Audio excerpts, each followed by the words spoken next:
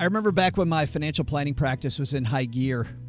And before that time, I looked at people who didn't mow their own lawn or do their own grocery shopping or do their own laundry. I thought all those people were lazy. It's like, you kidding me? You can't do this stuff yourself? You're going to hire somebody to do it? Like, what a waste of money that is. And then I began making sometimes thousands of dollars during a single day. And I realized that there's this big trade-off, right? You can save time or you can save money. And I wanted at that point in my career as much time during that period of my life to focus on where my bread was buttered, which was meeting and serving my clients. I lost money if I mowed my lawn or if I did my own laundry. Like, that was a loss. Unless I did it like on a Sunday afternoon with my kids, then we could do it together, or I lost time with my kids. So the question is convenience. It's a trade-off, isn't it? When is the best time to pay somebody else? And when's the best time to actually do it yourself?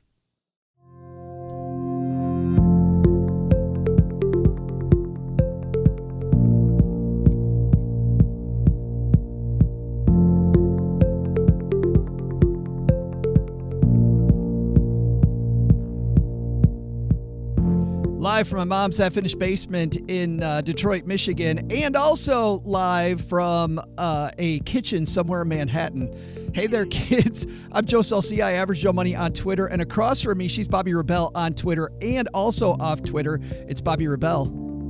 Hey, everyone. Welcome to Money in the Morning. This is the show where we go over not one, but two headlines we've ripped from the financial press. And we have a sad headline for you today. But not only will we talk about these two headlines, we'll actually put them together into something we call the big idea that you can take home for the rest of your day. Money in the Morning is brought to you by M1 Finance, a brokerage built for today's investor. M1 Finance empowers you to manage your money and build wealth with ease. Just create and automate your portfolio, and they'll take care of the rest for free. Talk about that, a little bit about how it works later in the show. But if you want to check out M1 Finance, please use our link, stackingbenjamins.com/M1 finance, stackingbenjamins.com/M1 finance. And that's how they actually sponsor the show. If you use our link, then we can keep podcasting. So thank you very much to everybody who's tried M1 Finance using our link. All right, we got a great show today. Bobbi, how are you?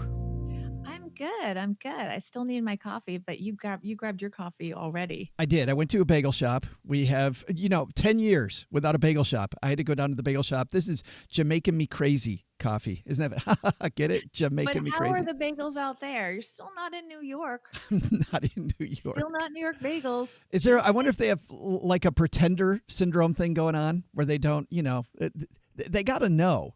You know what? The place I actually went for bagels, you know what it's called? It's called the New York Bagel Shop. Because they want to be. The bunch of here in Detroit, we all want to be like Bobbi Rebell in the Big Apple. But actually, where bagels. I want to be. But we don't eat a lot of bagels here because we're all busy being gluten-free. Which is so sad. Isn't it so sad? It is sad. It is sad. I'm waiting for the backlash. Well, the carbs are the way to go, and everyone should just eat bagels 24/7. I have some good news, though, Bobbi. This podcast is gluten-free. Absolutely. Yes, you can listen all day long. Yes, never gain a calorie. It's also zero sugars. Fat-free. It's fantastic. All right. Enough messing around. Laura, for you. Yeah. Laura, you want to kick this off for us? Who needs coffee when you have Money in the Morning headlines? Good point there, Laura, but I still need coffee. I mean, I really do. I don't just, headlines are fine. And especially this headline is so sad. The father of the index fund has passed away, John Bogle. And I struggle with this because, and ever since I've been a podcaster, I've talked about this. Being a guy who plays games, every time I see John Bogle, I say John Bogle. So if I say John Bogle because I play the Bogle game with Mom all the time, don't hold it against me. I say it lovingly. Yes. That's what I'm here for. 5 pieces of advice from John Bogle. This is in the New York Times and is written by Amy Sang. John Bogle, who died on Wednesday, is widely seen as having changed how ordinary people invest their money. His firm, the Vanguard Group of investment companies, which grew to have $4.9 trillion under management, was built on a belief that over the long term, most investment managers cannot outperform the broad stock market averages.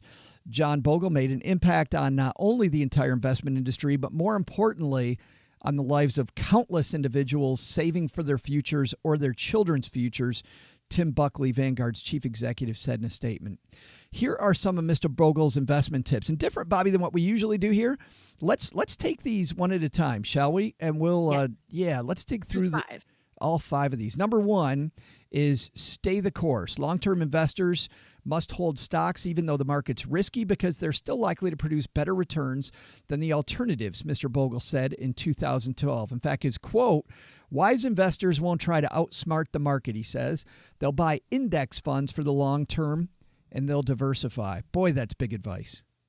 And it seems so simple, and yet people still try to beat the market. And people try to convince people that they can beat the market by picking individual stocks. And the truth is, even the best of stock pickers have their good years and their very bad years. So it is a precarious decision to do that. I don't do a lot of individual stock investing. Index funds have been the way to go, I think. We Over get this. time. That's proven to be the winning strategy. And yet people seem to want to do something active. It's part of our nature, I guess.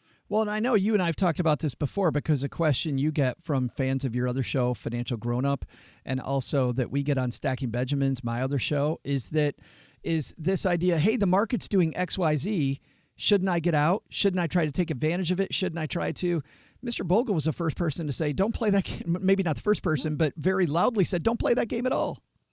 Yeah, because it's been shown over history that there's always a few days in the market that are the important days, that are the big few, maybe a dozen days that you gain the most or that you could lose the most. And you don't know what those days will be. So by timing the market wrong, and most of us are going to time it wrong, let's be real, you're going to miss those big days. And we don't know when those days are going to be. So it's important to just invest what you're going to invest. That doesn't mean you can't use strategies like dollar cost investing, where you invest a certain amount of money at regular time intervals to kind of even out the highs and lows.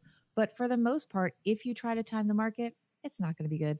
Yeah, it's funny. One of my favorite books. It's actually kind of a bore. It's frankly, if you go read this book, it's kind of dry, kind of boring.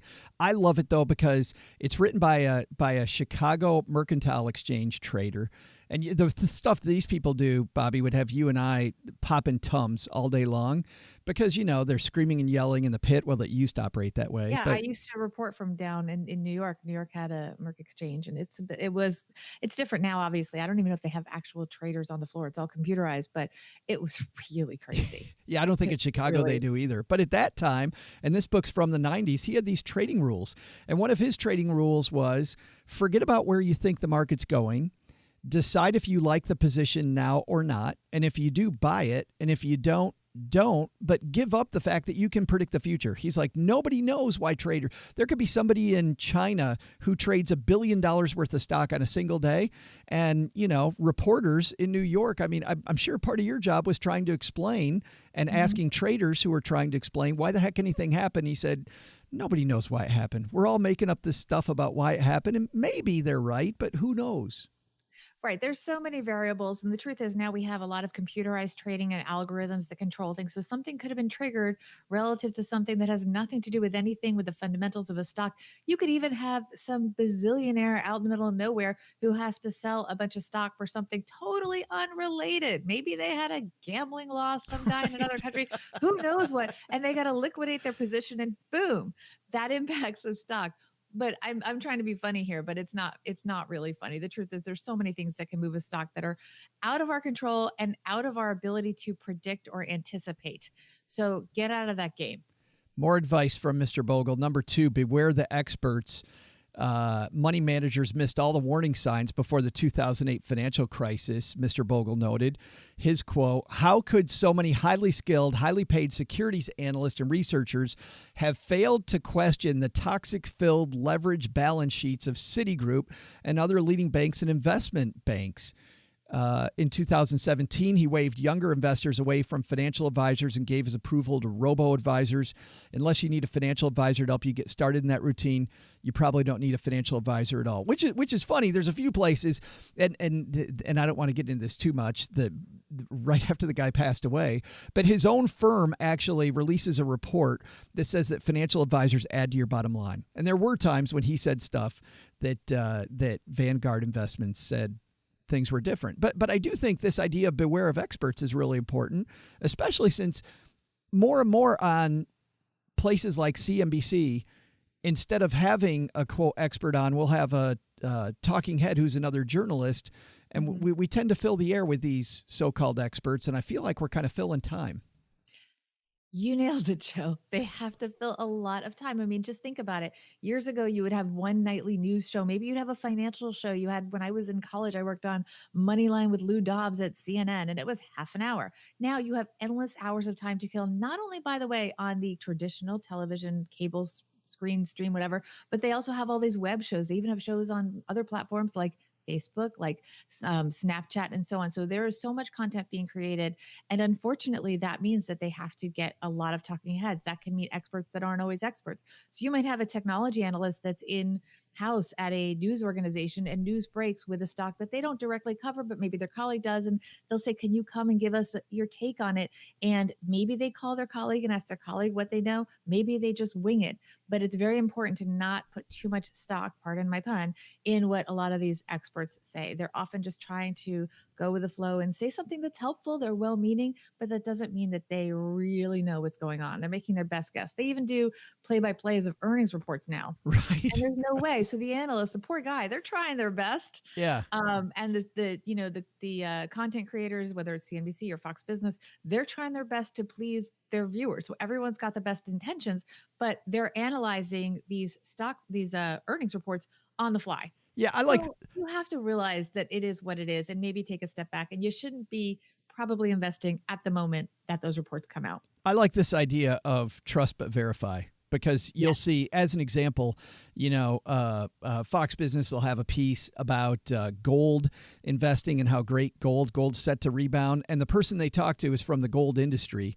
Yes. And of course, the gold industry dude or woman is going to say gold's set to rebound, because that's how they get paid. Well, I want to defend. So to defend the Fox Businesses and the CNBCs and stuff, they work very hard, very often, to have opposing views on segments. Sure. And sometimes you can't. Yeah. Sometimes the time is coming up. You have 2 hours. I was a booker not at Fox, but at CNBC and CNN and Reuters.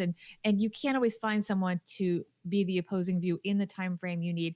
What they've done that's very good, and you guys should watch, you will see they often say, if there's an analyst, they will say on the screen what their positions are if they own part of the stock. Yeah. I know CNBC does that a lot, and that's excellent. Well, and that's what I was going to say. I'm not as worried about the channel as you have to think about what's this expert, getting back to just the expert, not the channel.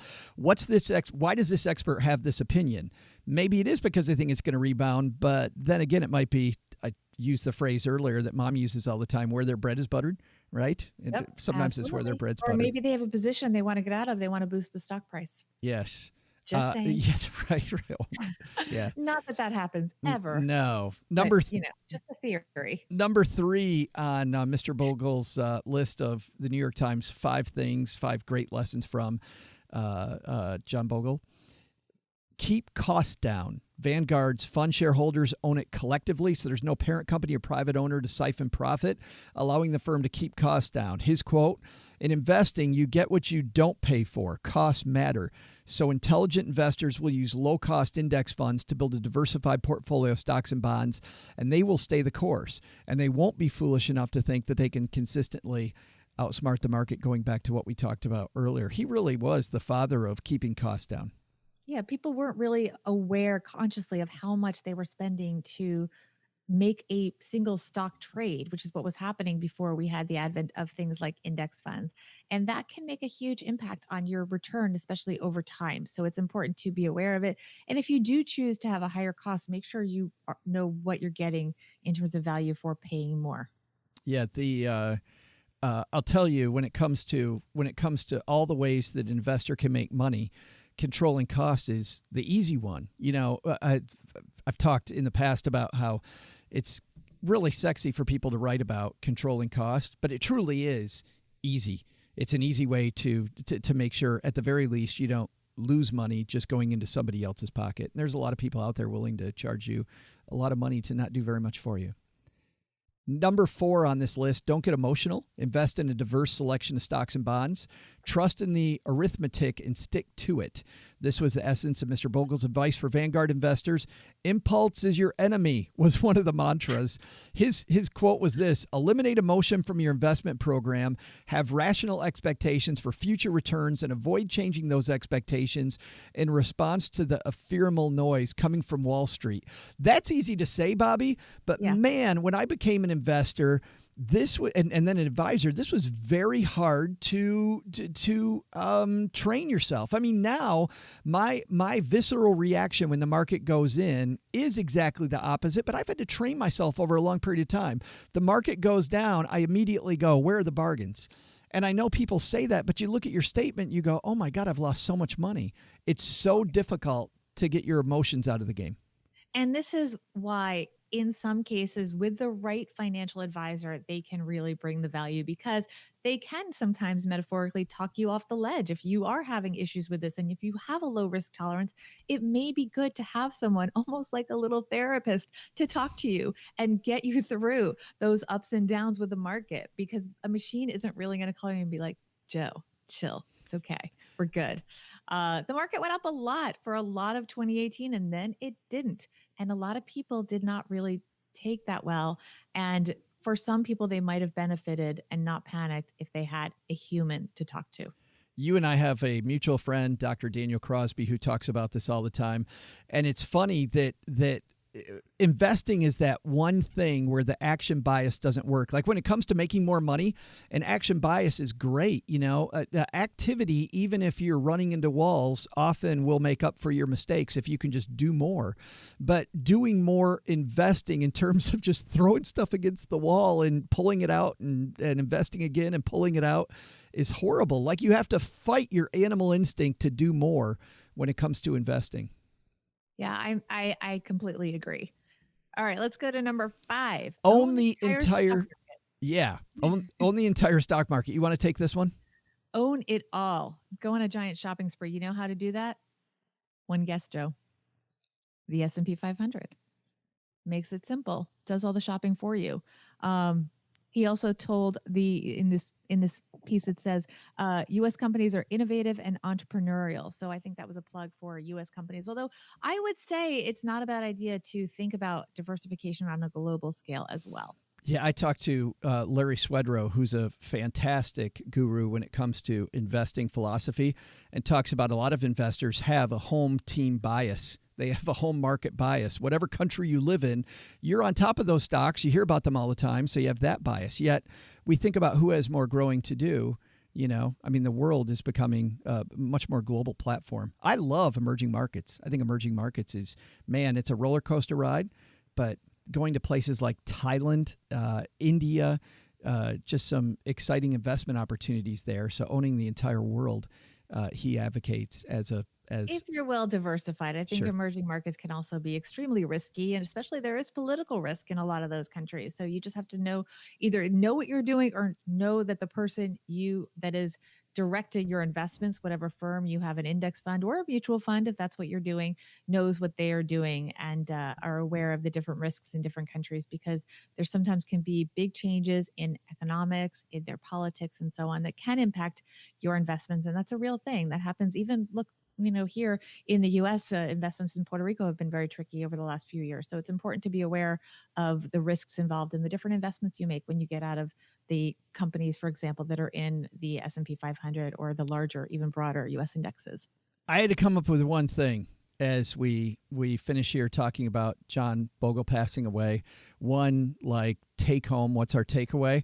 I think the biggest takeaway that Mr. Bogle brought to all of us was the question, what fees are you paying for your investments? And I think if you take that away today and you revisit the fees on your investments, easy way to win, Bobbi. Yeah. And you guys can probably just look it up by logging into your investment accounts. Pretty simple. And while you're doing that, take a few minutes, go into your HR account, look up your 401k, because you know what? They're not free either. Good point. Even though you think they're free, that's a whole different podcast. I'm not going to get into that. That's a different podcast, but it's a 2-minute thing for everyone to do. At least be aware. You can't always control it. Maybe you can control the mutual funds or whatever the investments that you pick within that, but you should at least know. We do these podcasts live on Facebook when we record them, and we're hanging out here with a live Facebook studio audience. So we want to say hi to some of our friends we're hanging out with today. Lori's here, and Karen is here with us. Elvia is here. Good morning, Elvia.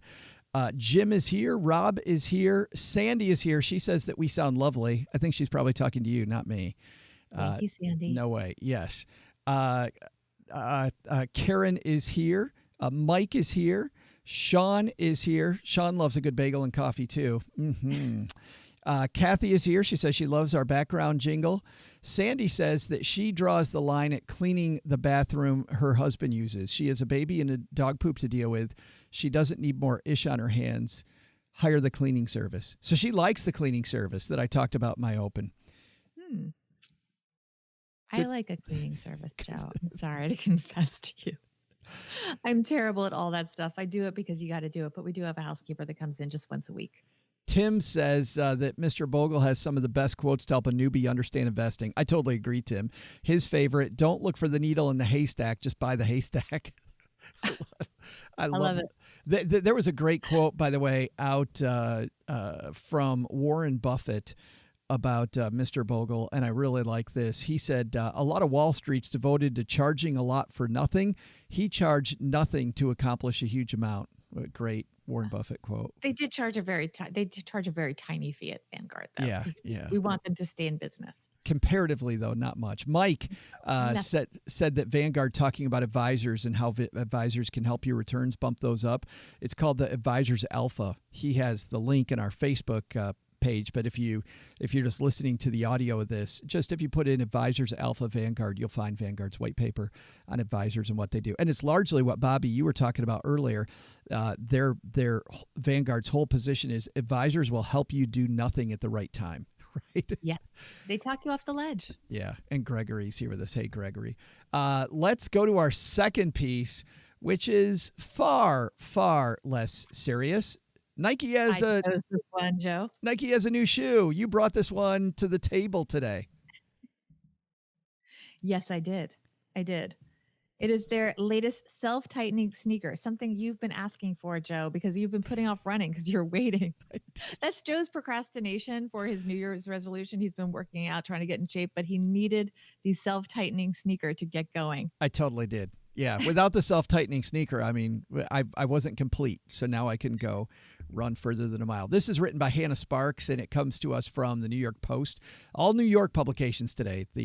We've got the Post and the Times. Nike debuts $350 app-powered self-lacing sneakers this week. Hannah writes, so I guess exploding smartphones and hoverboards weren't enough for you people. This week, Nike announced the pre-sale of its latest self-tightening sneaker, the Adapt BB. Adapt BB. Yeah, I slaughtered that one. The BB, of course, stands for basketball, and Jason Tatum is giving them a test run at Wednesday's Boston Celtics game. These BBs look like any other performance shoe with a mesh upper and a thick rubber sole, where nestled under the arch of your foot lives Nike's innovative lace engine, though they are, in fact, laceless. The Bluetooth-powered tightening mechanism can be controlled via smartphone app and charges on a wireless mat, juicing the shoe enough to last 10 to 14 days. They're hyped as adaptive, meaning the shoe can remember your comfortable fit setting, allowing you to manage preset tightness levels, and will automatically adjust it if your feet suddenly become swollen, say, during a vigorous workout. The tightening function uses a single cable snake throughout the shoe, threaded through the lace engine. A tech reporter at The Verge, who gave them a spin, described the tightening feeling as a, quote, toy claw machine, but the claws flipped upside down like a robot is hugging your feet. So the robot want my job and my feet now? It's a natural extension of your body, Eric Avar, VP and creative director at Nike Innovation, tells The Verge. It's not creepy. They write. You can take this from here if you don't mind. All because right, well, I just want to, this is we're actually getting to my favorite part of the piece, okay? Because we can relate to this and our Facebook audience can relate to this, okay? If these foot-hugging robots on your feet weren't animate enough. They also light up while adjusting fit, and they chime chords E-flat major and E-flat C depending on the battery level. So the good news is, in case you're not done turning off all of your notifications on your phone and your iPad and whatever other devices you have, maybe you have a laptop, maybe you have a desktop computer, so you're so busy turning off notifications. Now you got to figure out how to turn off the notification for your shoes if you're in, for example, a workout class or whatever it is. It's like one more thing to do. Or recording a podcast. Yes, exactly. And the other thing I want to point out as we go on with this piece, okay, is that in 2016, we're now in 2019, so 3 years ago, Nike debuted the limited edition Hyper Adapt 1.0, a bulkier version of the Adapt BB with actual laces that sold for a cool $720. So this is a bargain price at $350, Joe. You got to go grab one. I know. We got to finish. I so don't need this. And wait, and I want to go back to something else that you pointed out. Okay. They're going to automatically adjust if your feet are suddenly swollen. Let's think about this, Joe.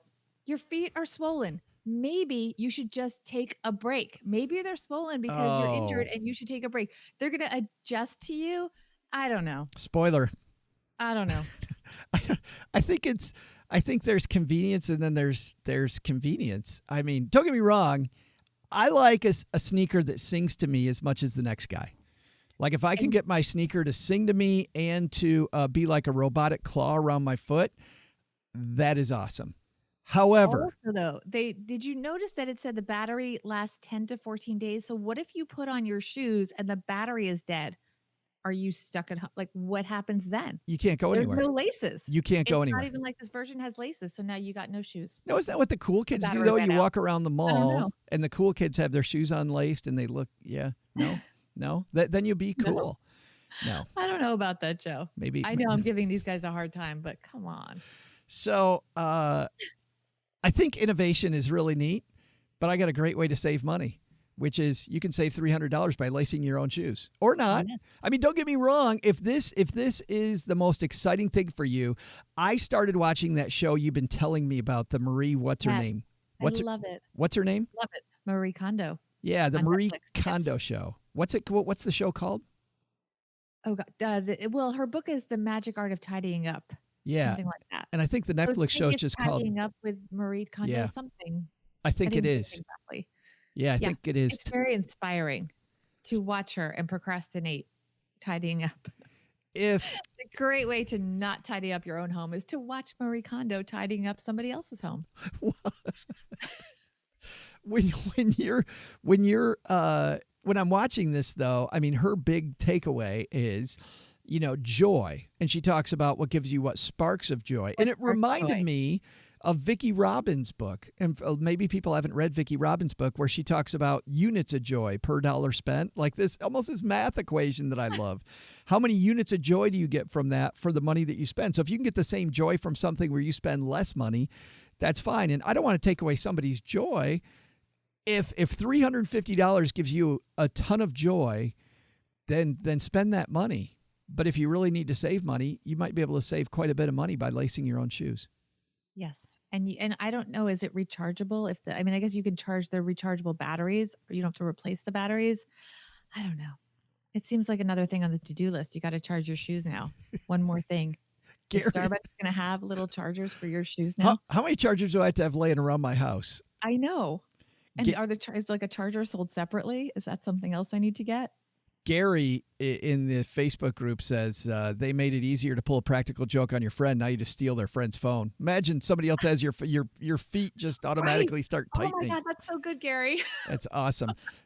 Jim says self-tightening sneakers like Back to the Future. Absolutely, we are back, and no Michael J. Fox endorsement on this yet. Is this something else that could be hacked? Your sneakers get hacked. All of a sudden you're running and you don't intend to. You're doing these vigorous workouts. You've got no idea. Elvia is here. Elvia says self-tying shoes are a dream for moms while rushing kids in the morning, but for $300 I can learn to be patient. Yes, I totally agree. Hey, in a second we're going to tie these together with something we call the big idea, and we still don't have any guesses yet. Mike, on Thursday's show had a guess, and we still don't have that one yet. So let's talk a little bit about M1 Finance, and that'll give people in our Facebook group a chance to guess about what the big idea is going to be today. How are we going to tie these two together? Self-lacing sneakers and John Bogle's 5 great tips for investors. Well, before we get there, let's talk about investing in general, because Mr. Bogle was all about low-cost investing. What's a way to have your indexes appropriately diversified and have them all in one place? M1 Finance is a brokerage firm that will do that for free. Now, the for free part, I think, is great. However, it's not what I love most about M1 Finance. I love this idea of having pies of investments, so I can have all of my diversified investments together in one place, but in percentages. So maybe let's say I want 30% of my investment in large company stocks like the S&P 500. Maybe I want another 20% in small company stocks, whatever it might be, international stocks. And I have this pie. And over time, what happens is different investments go up and down differently. Markets don't all move together. And as we move away from that, what we call the asset allocation, now everything's skewed. We can press one button at M1 Finance that rebalances our portfolio the way we want it. Bloomberg, back when they had a magazine, said it takes guts of steel to rebalance your portfolio, but it's truly the key to winning. So if you want to take a look at how this works, I absolutely love it. I don't know any other brokerage that does this. Not only do they do it for free. StackingBenjamins.com/M1 Finance for more to kick the tires on that. All right. We've got our big idea today. Let's see if anybody... Kyle says that they need to develop self-loosening pants. That's a whole different show. That's a whole different thing. Maybe that's Levi's next product. When it comes to the big idea, Bobby, here's what I think it is. Mr. Bogle talked a lot about low fees and about doing things yourself, right? Mm-hmm. And even though his company released the Advisor Alpha, where having a financial advisor has that fee might be worth the money. What's the cost versus gain? Is there a cost versus gain? And you definitely have to do that homework. And when it comes to Nike's new product, this $350 sneaker, what's the cost versus gain? And it's not just sneakers. It's not just investments. I think when it comes to convenience versus do it yourself, that's some heavy duty math that you really need to do. Yeah. And does it help you accomplish your goals that you might not accomplish otherwise? At the end of the day, if that sneaker, as much as I made fun of it, gets you out there running, well, maybe it's worth it. Yeah. I think that's our takeaway for today. Guys, thanks for playing in the Facebook group with us today. If you'd like to hang out with us while we make these, head to facebook.com/iStackBenjamins. Bobby, we'll see you next time. Thanks, Joe. Everybody, we'll see you next time back here at Money in the Morning.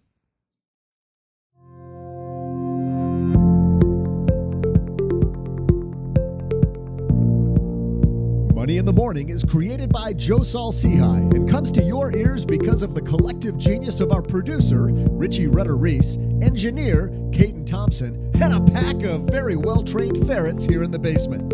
You'll find links to all of our headlines featured on today's show in Joe's Twitter feed at @AverageJoeMoney.